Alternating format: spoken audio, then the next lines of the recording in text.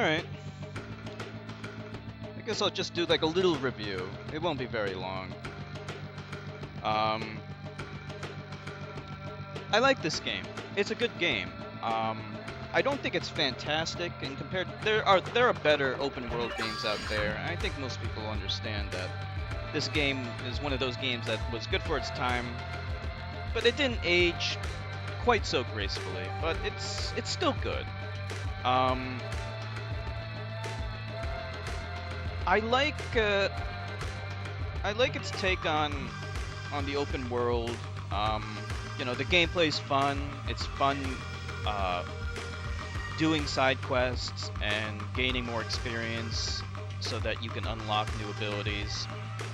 The only thing is that I think the balance of experience that you get for doing side quests is imbalanced. Sometimes you'll spend a lot of time doing a hard side quest, and you don't get a lot of experience for it. You'll get like the same exact experience for doing like a short side quest as you do a really hard and long side quest. So there's balancing issues there. The other thing is it has a karmic system, which is cool, and I really like that. I love it when games have karmic systems. The only problem is that, and I guess this is a problem with all karmic systems, is that once you choose a side, you're pretty much stuck with it.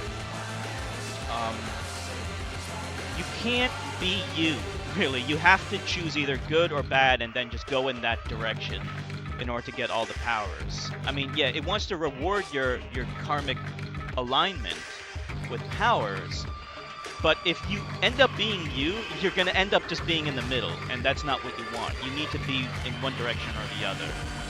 So you end up making decisions that may not align with your karmic alignment, but you have to do it for the sake of the gameplay, for the sake of advancing your character and gaining more powers.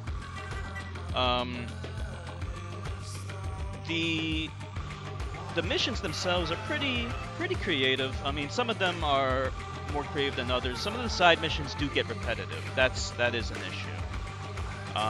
But it wasn't so bad as it was in like Watch Dogs, because you don't know what mission you're gonna get before you get into it, and that has like a psychological advantage, you know. So it kind of keeps things fresh and new, even if you did the mission already.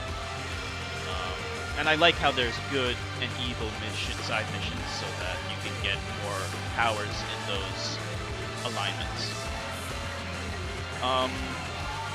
The game is a little bit too long, though. I think that they could have cut down on the game by at least 5 hours or so. Like, what they could have done to make up for it is they could have had more side missions that were more varied, and if you chose, you could do those side missions.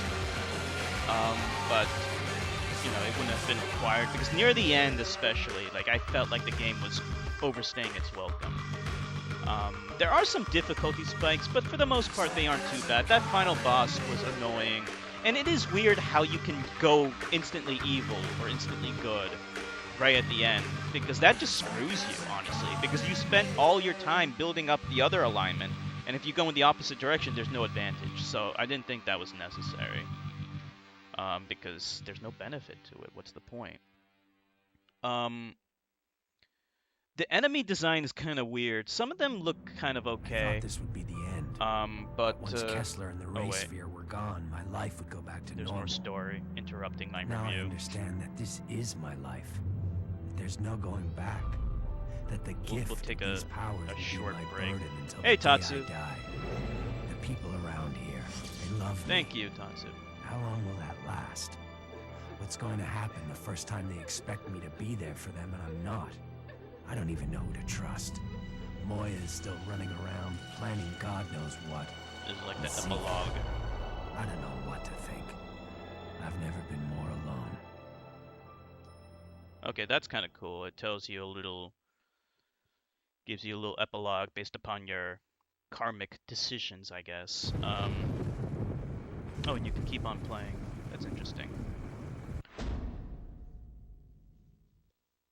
Oh, that's cool.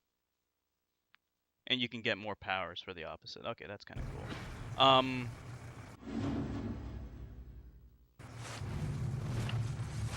What was I saying? I was talking about the enemy design. The enemy design is kind of bad. Some of the enemies just look like they're wearing garbage bags over their bodies, so they look kind of generic, but it's not that big of a deal. I also like how as you do more side quests, you can take over territory and enemies stop respawning there. That is a little. It can be a little annoying constantly being shot at. Like I'm being shot at right now. But you know that just kind of incentivizes you to play more side quests. So I don't really mind it too much, even though it can be annoying. Graphics-wise, it's okay. Like at the time, it's an older game, so I can give it a pass on the graphics. I mean, obviously they don't really hold up that well by today's standards, but they're all right, and it's an open-world game, so. I will say that the character and his powers are really cliche, because like it just reminds me too much of Electro or the Shocker from Spider-Man. This whole game kind of reminds me a little bit of Spider-Man. It has like a Spider-Man vibe, and this guy that you play as, what's his name, Cole? He's so generic looking and boring, and honestly, that's the reason why I put off playing this game for the longest time, because of how generic and kind of dull looking the character is and how the world looks. It just doesn't really, like, pique my interest, you know? Like, okay, he has electric powers, that's cool, but, like, electric powers is so overdone. But they managed to pull it off, though. I will give them that. They did manage to pull it off so that it is fun. And unlocking new powers is a lot of fun.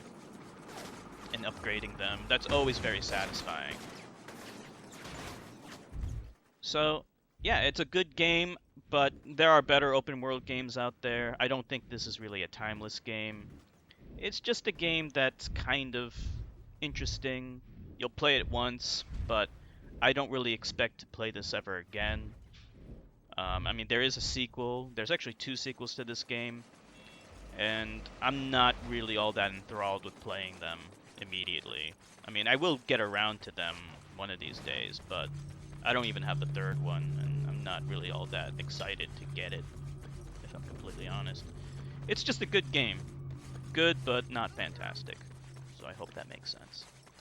And that's it. That's Infamous. Will there be a sequel to